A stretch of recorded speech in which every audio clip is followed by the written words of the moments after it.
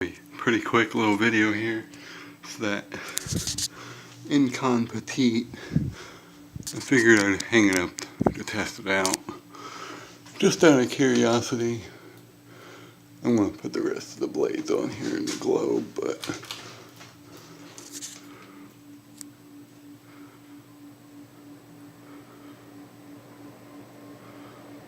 that little sucker moves some air.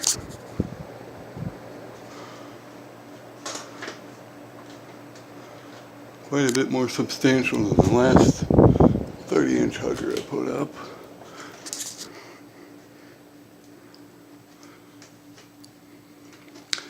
Ignore the cat, he's in a box.